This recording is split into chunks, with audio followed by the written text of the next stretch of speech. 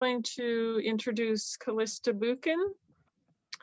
She's the author of the full-length collection Look, Look, Look from Black Lawrence Press in 2019, and the chapbooks The Bloody Planet, also Black Lawrence Press in 2015, and Double Mouthed from Dancing Girl Press in 2016. Her work appears in Harper Palette, Puerto del Sol, 14 Hills, and many other journals, and she's the winner of the Langston Hughes Award and Diagrams Essay Contest.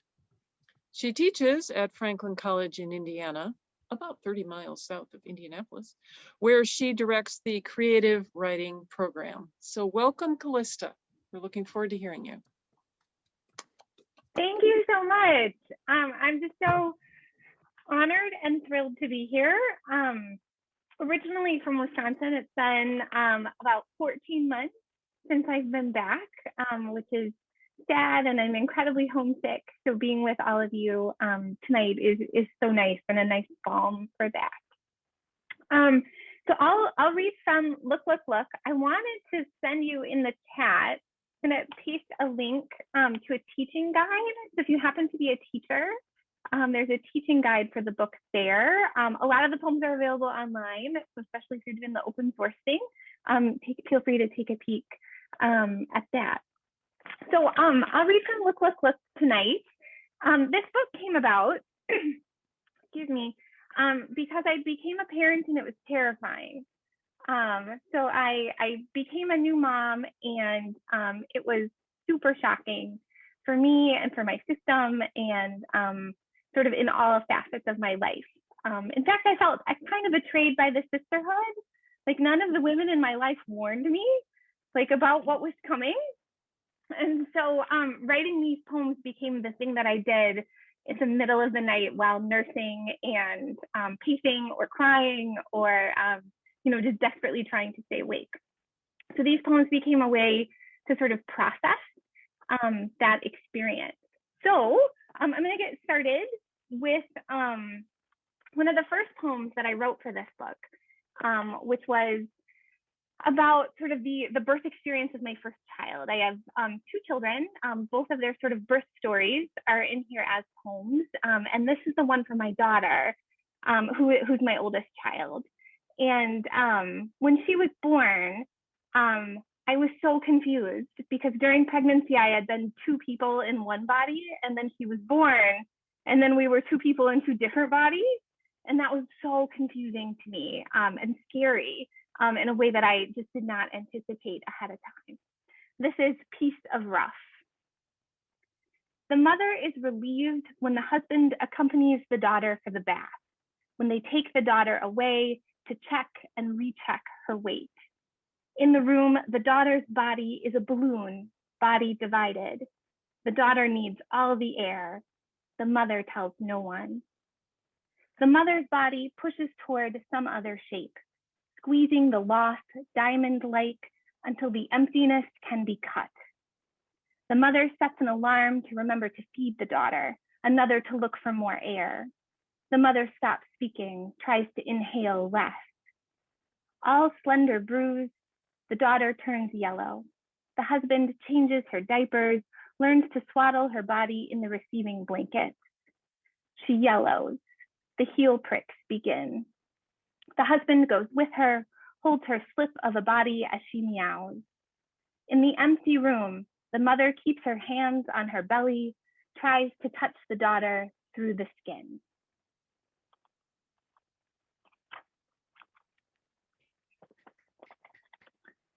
This is The Vault.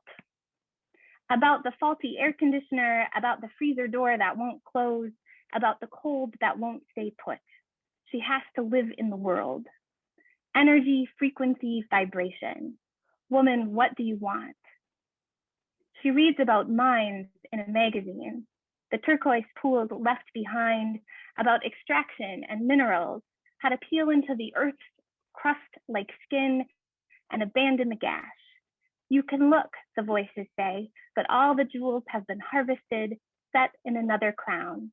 They say delicate, hidden, when building means taking away to strip.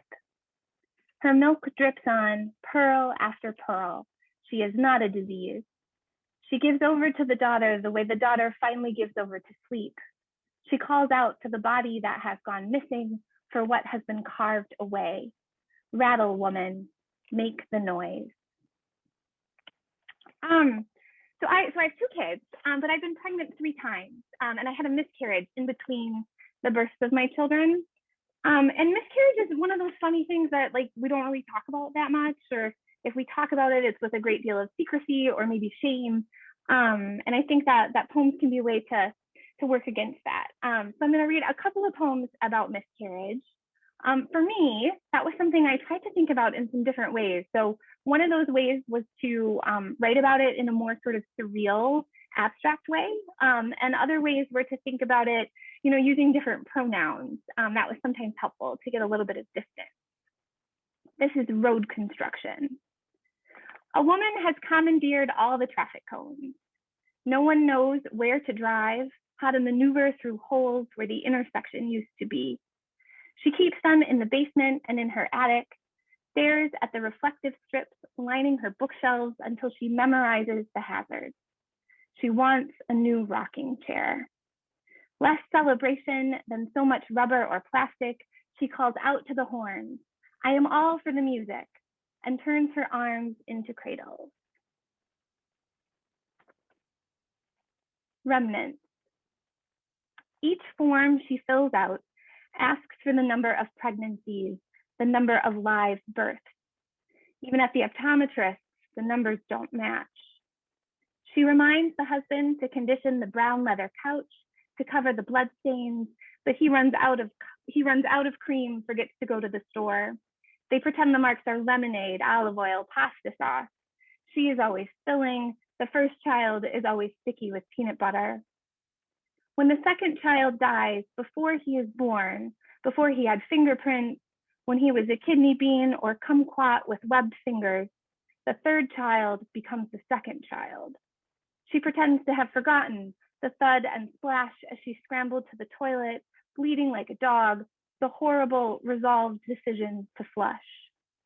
The way when she first heard she felt better, how after she had nothing to hold. The third child, that is the second child, any day now. She smiles like people do when they say that. She thinks about the gray strings of tissue that took weeks to leave her body, the way something can die and be dead and not thought of for a long time, except how it changes the words, how you could read the future, study the tissue like tea leaves, and watch it change.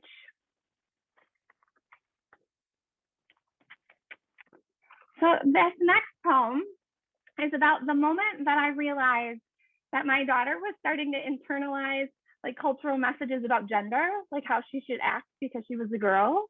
And I thought I had been doing like a really good job of getting in the way of some of that, but it's there. And so this poem is about that moment. To hide.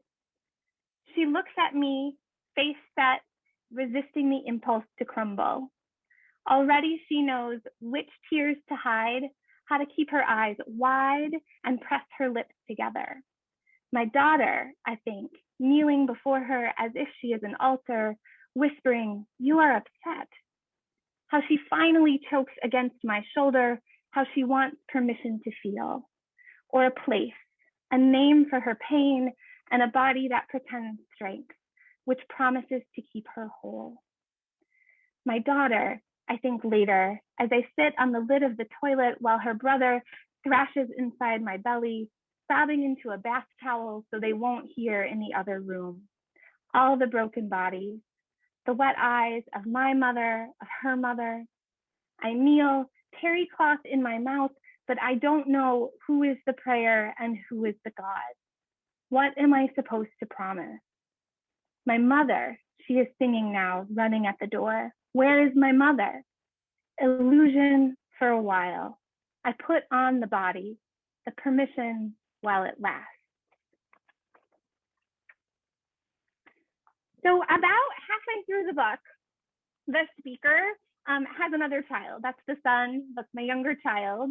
And at about that time, the speaker starts claiming a little more agency, figuring out how to feel more in control of the things that are happening. So this poem is the birth story of my son, and this is how it happened. Release.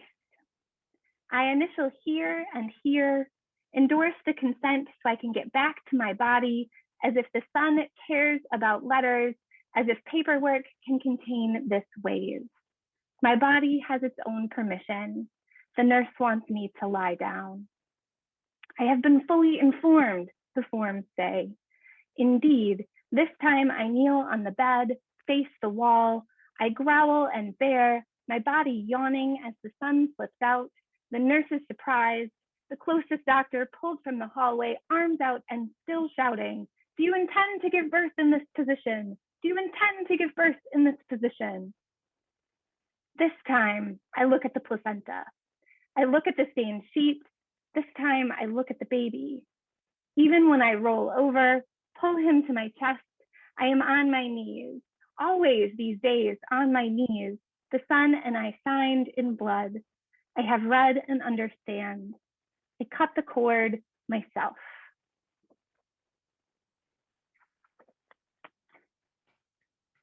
Line and negra.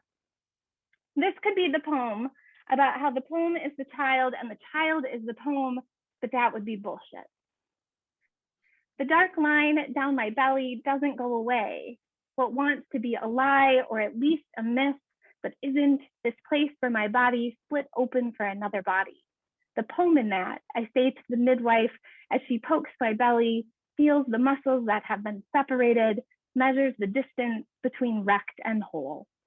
What a fucking metaphor, I tell the husband later, ignoring the surgery pamphlet on the table, the picture of a man and his needle, my hands at my belly button, holding my insides together. I am this splitting, the exhausted gap. I am scar, I am pieces.